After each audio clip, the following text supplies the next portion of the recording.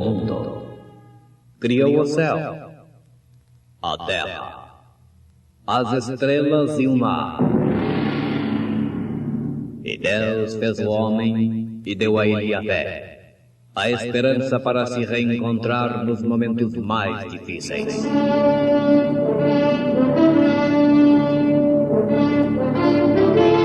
E num esforço supremo para levar Deus até você, aqui está o pregador da fé. Pastor Joaquim Gonçalves nos traz fé para vencer.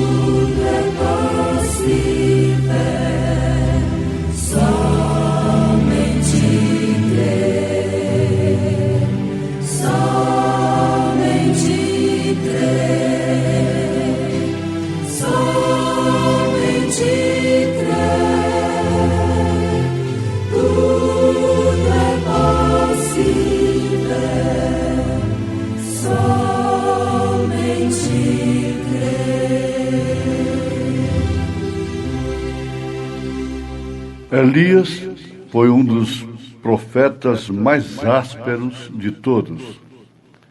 Ele era um homem do deserto, alimento espiritual em seu devido tempo. Estando Elias, o tisbita dos moradores de Gileade, disse a Acabe: Vive o Senhor Deus de Israel, perante cuja face estou, que nestes anos nem orvalho, nem chuva haverá, senão segundo a minha palavra. O toque da fé. Irmã Maristela cantando em momentos no tabernáculo da fé.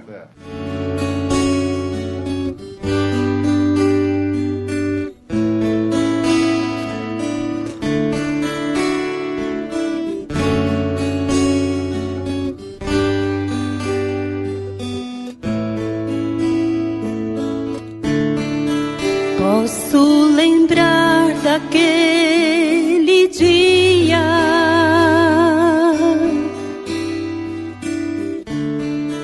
quando Jesus apareceu.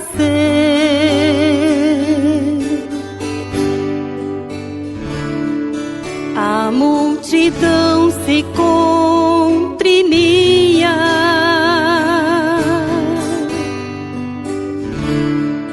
vejam que aconteceu.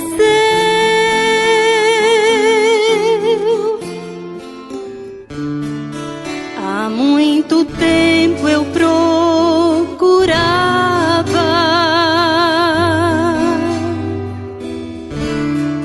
minha saúde restaurar,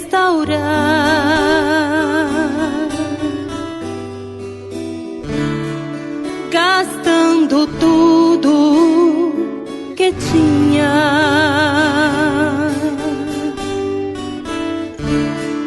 A solução não pude achar. Tinha ouvido de um mestre galileu,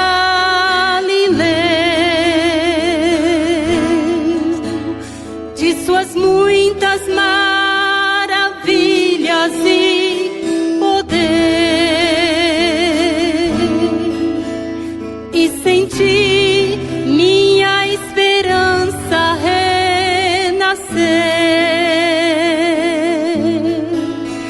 Pela fé pude a cura receber.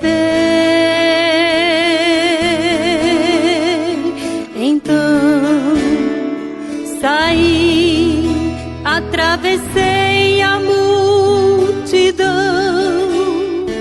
sem forças, mas com fé, guardada em meu coração. Se tão somente o tocar, o milagre sentirei. E foi aquele toque da fé que mudou o meu viver.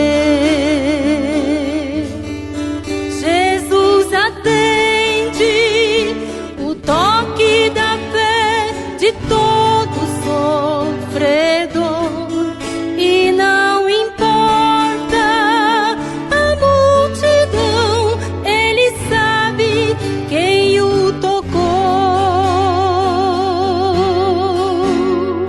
É esse contato de fé que salva o pecador.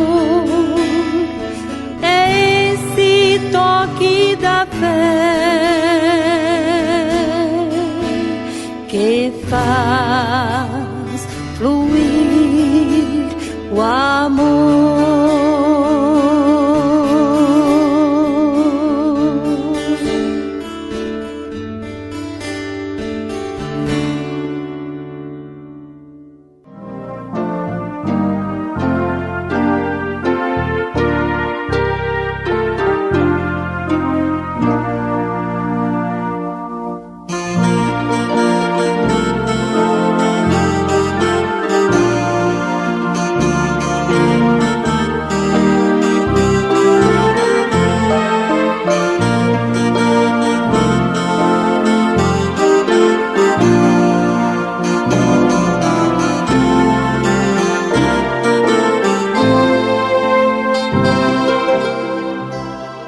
Elias foi um dos mais ásperos dos profetas.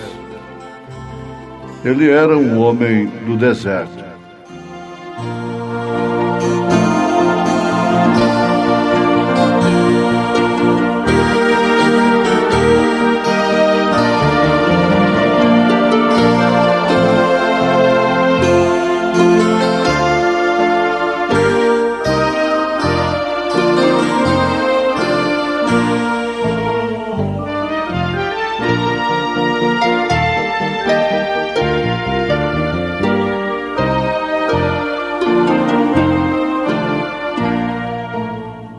Ouvintes, a mensagem Alimento Espiritual em seu devido tempo, pregada pelo profeta de Deus para esta era, é baseada em 1 Reis, capítulo 17.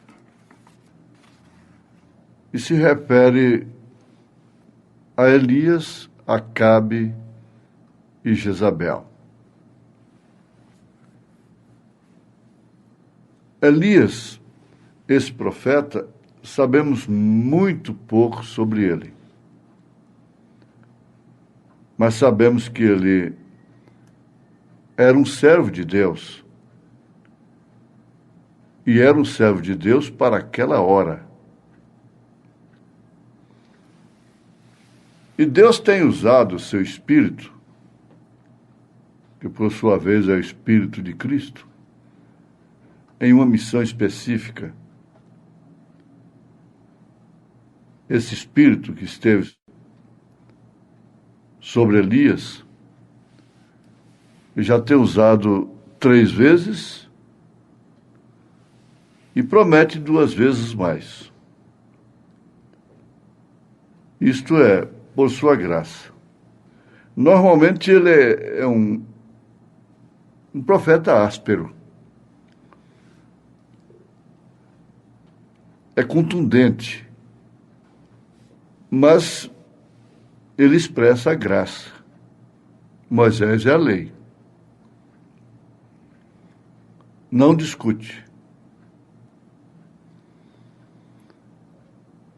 Elias repreende.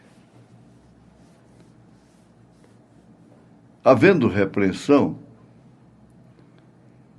existe chance da parte dos repreendidos a se arrependerem, aceitando assim a repreensão que se torna em salvamento, ou seja, em salvação.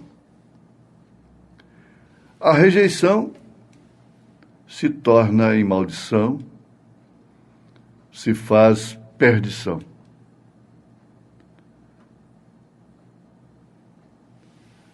É importante sabermos que quem está pregando esta mensagem, alimento espiritual, no seu devido tempo, veio no espírito de Elias, com as mesmas características, expressando graça através da advertência. E é a quarta manifestação desse espírito de Elias. Ele o usou sobre Elias, Deus, né? O usou sobre Elias, logo em seguida sobre Eliseu, com uma porção dobrada, e esteve sobre João Batista, e tem vindo sobre William Branham, na sua quarta manifestação, para juntar e levar a noiva, preparar, sendo assim um precursor da segunda vinda de nosso Senhor Jesus Cristo, o que João Batista foi para a primeira vinda, precursor, sendo um anjo da aliança entre a lei e a graça. Os profetas da lei terminaram ali. Dali para cá, profeta da graça. Elias virá na sua quinta manifestação, desta feita com Moisés, Apocalipse 11, para juntar também os judeus e levar para casa. Isso é perfeitamente correto com as profecias, com as escrituras. 5 vezes são as que Deus prometeu usar o espírito de Elias, e ele já fez 3 vezes, e está em pleno exercício da 4ª vez, através da mensagem que temos recebido da parte deste grande profeta. Isto é, sem dúvida, o verdadeiro evangelismo, e conclama aos que porventura ainda não chegaram, alerta, se é que ainda há tempo. Por quê? De um lado, o maior privilégio que existe na terra é estar sob o ministério de Elias. É viver nos dias de Elias, especialmente esse da 4ª manifestação. Por quê? Ele também vem revelando o ministério do Filho do Homem. E, sobretudo, o 7º anjo de Apocalipse, capítulo 10, verso 7. Não se trata de uma utopia em torno de um homem, uma imaginação e conclusões religiosas, pensamentos, deduções tiradas de exílios, de separações, de jejuns e orações, e de quebra-cabeça com a história e as escrituras. Não. Isso é fato comprovado por Deus. Deus está juntando a sua noiva através do espírito de Elias na sua 4ª manifestação. aquele Elias, o tisbita, nós não sabemos de onde veio. Sabemos que ele era um tisbita. Mas como ele vem, como ele veio, ninguém pode explicar. E não é um espírito como Deus para ser estudado. Não adianta homens inteligentes, estudiosos, estudarem sobre Elias, estudar o Elias. O Elias é místico. E esse espírito se caracteriza também pela resistência que ele sofre por parte do espírito de Jezabel. Sabemos perfeitamente que Israel estava em total decadência. Porque um homem, o seu rei, o seu maioral, o posto mais alto de Israel, colocou uma mulher pervertida naquele nível mais alto. Sempre afirmamos, ali estava o nível mais alto de Israel, Jezabel. E vinha lá do deserto, de uma maneira inexplicável, contrariando tudo, resistindo àquele espírito, o qual Deus odeia. Aí está escrito em Apocalipse que ele odeia a doutrina jezabelita, baalanita e nicolaíta. Esse espírito atravessou as eras, os séculos. Como o espírito de Elias não morreu, o espírito de Jezabel também não. É triste. Se as mulheres bem pensassem, nenhuma delas queria ter poder em suas mãos, comandar homens, comandar famílias, comandar gente, comandar igreja. Se elas bem pensassem e todas elas fossem reveladas acerca desse assunto, elas fugiriam disto como se foge da morte.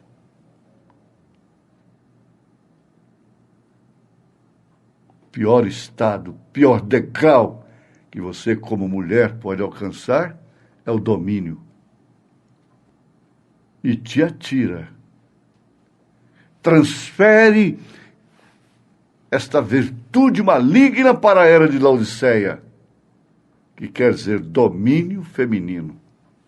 Te atira. É seu pior estado é quando você manda. Quando tudo tem que ser conforme você quer.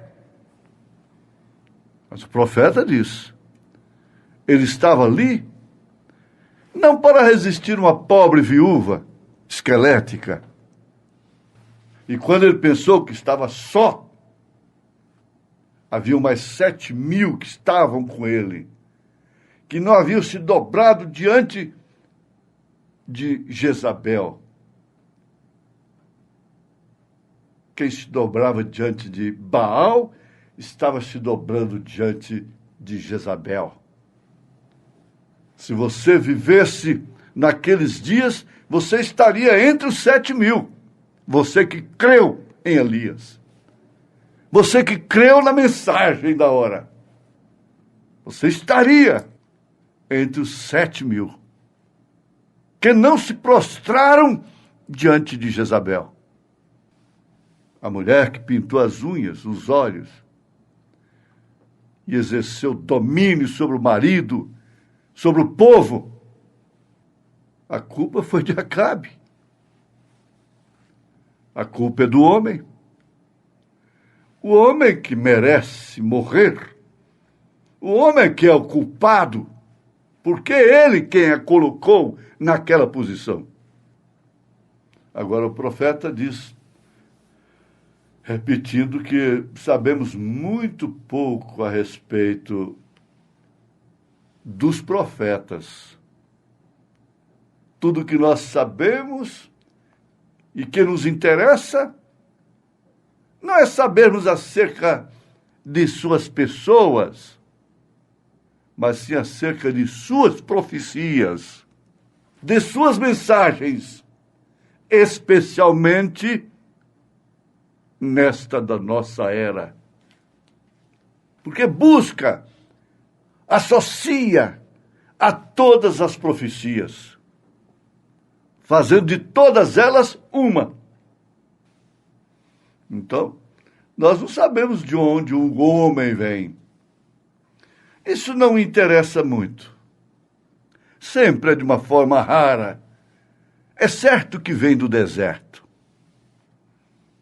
O profeta afirma, eu não conheço nenhum que tenha vindo de uma igreja, de uma grande igreja, ou qualquer genealogia atrás dele. Veja as escrituras e a história.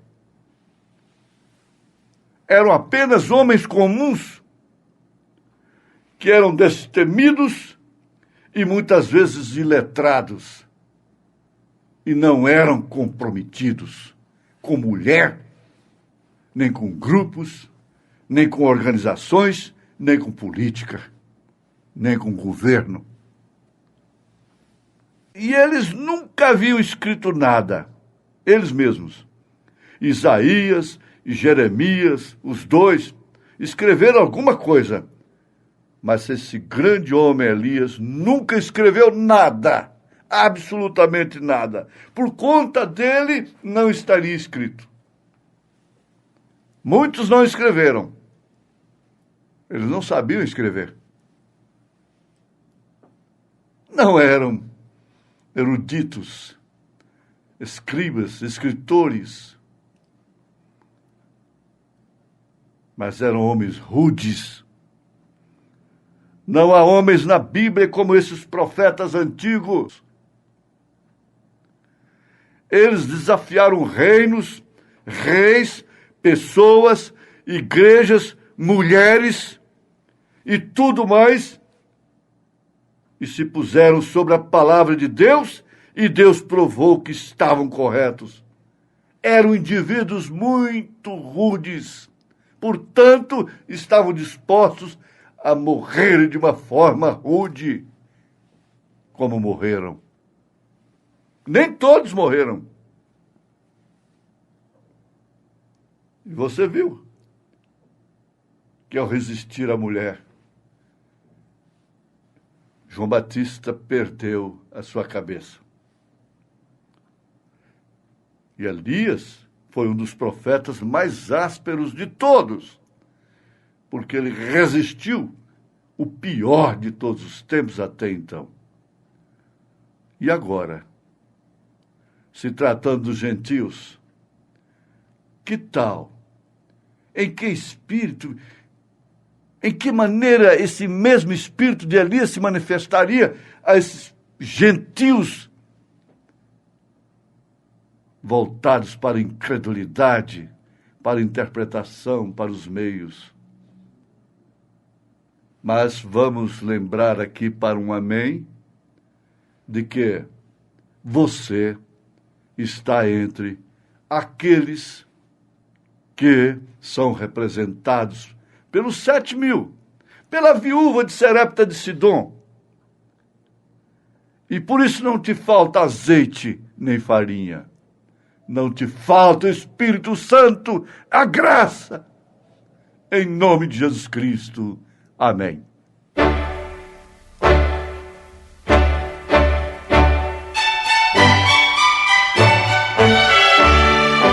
Volte a nos ouvir amanhã novamente, neste mesmo horário, nesta emissora, se o Senhor nos permitir, com fé no Filho de Deus, a fé que vence o mundo.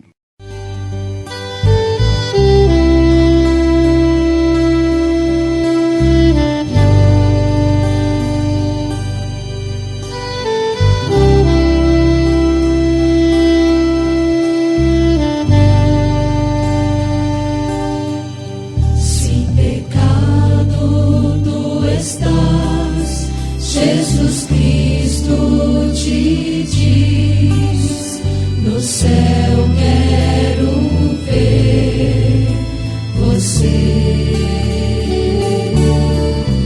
Bem maior que os céus, mais profundo que o mar, de Cristo Jesus é o amor. Grande é o Senhor e tua misericórdia dura para sempre. Grande é o Senhor e tua misericórdia dura para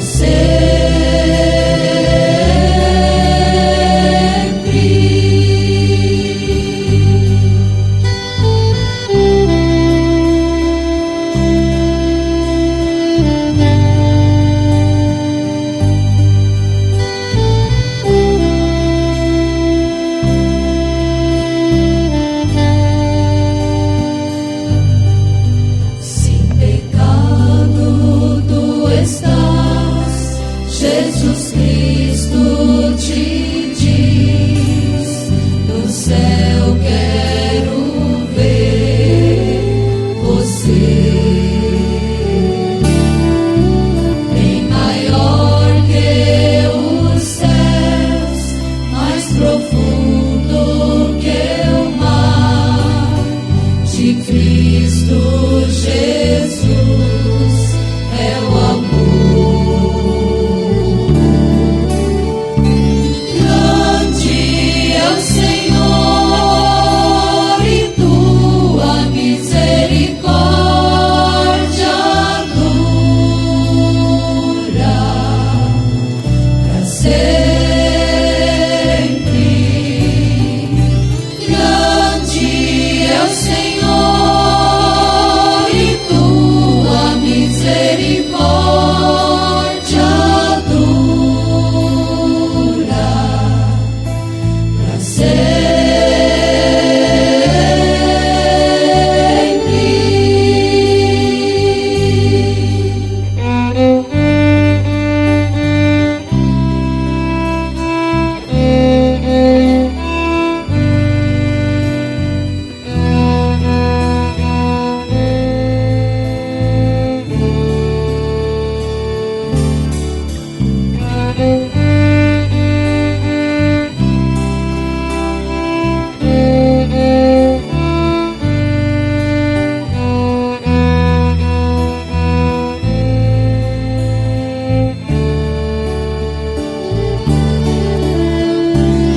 Grande é o Senhor e tua misericórdia dura para sempre.